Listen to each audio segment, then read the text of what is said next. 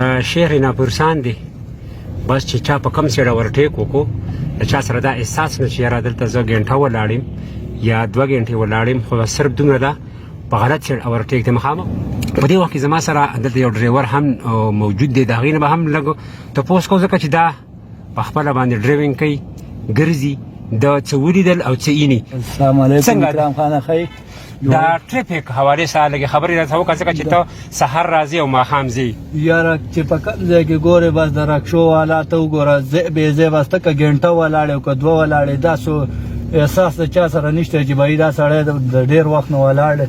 او کم از کم زه خو هم څه نه څه دې له لږه لار وله ورکړم نو دا ځای ځګې څوک نه ګوري بس یو غرو دغه یو لین یې جوړ کړی تا واورېده ته څه ټیم په دې لین کې ولاړې او څومره ګاډي دې ولیده چې ستا نه په غلط سیټ باندې اورټیک وکړه ستا نه مخکې شو رکشو والا ډېر وو که نه ګاډو والا ډېر یار رکشو والا ډېر زیات وو رکشو والا دې ته وګوره نو دا په کم سایډ باندې روان دی ته وګوره هم موږ په لاین کې روان یو ده ته وګوره دا په کم سایډ لاړې ودېدو واورېده او نور هم څوک داسې دې ته نه ګوري چې بهي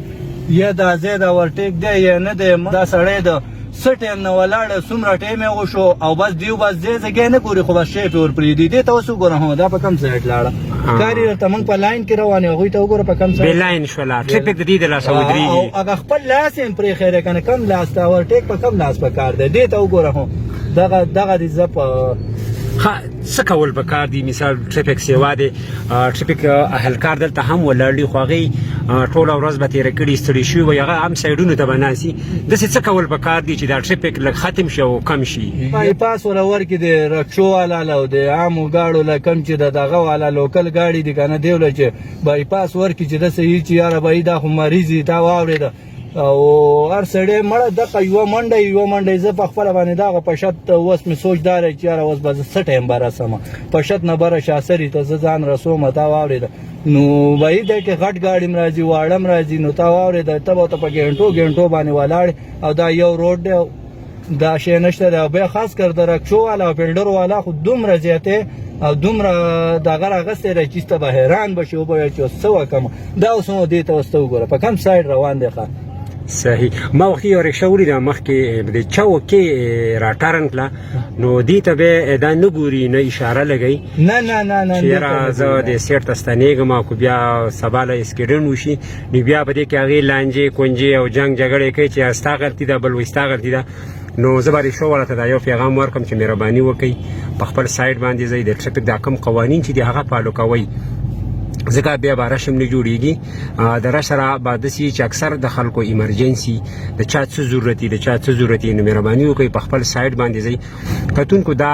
ښار بازار دی او دا ټریفیک تاسو وینئ ټریفیک اهلکار هم په دې سایډ باندې تیر شو خو یقینا هغې به نن ټوله ورځ دغه سیټیانې وهلي لاسونه به یې وهلي ستړي شوي وی یقینا رش ډېر سیوا دی په وجه څه مازدیګری دی هر سړي چوټي کړې ده څوک کورونو ته روان دي څوک یو ځای ته روان دي څوک بل ځای ته روان دي نو بهتره خبره دا ده چې هر سړی د ټریفیک قوانین چې کوم دی هغه فالو کړي بیا به داسې قسمه رش نه جوړېږي د چا څه به ایمرجنسي هغه به په هغه رش کې نه فساویږي په هغه ټریفیک کې به نه فساویږي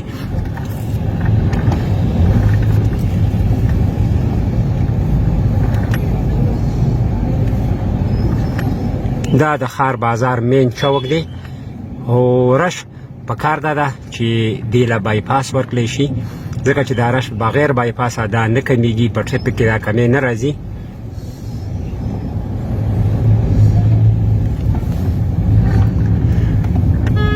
کتونکو دا و زموږ یو شارټ پروګرام د بل پروګرام په اجرا کې اجازت چارتم چې ښاد آباد خوشحاله او بریالي اوسئ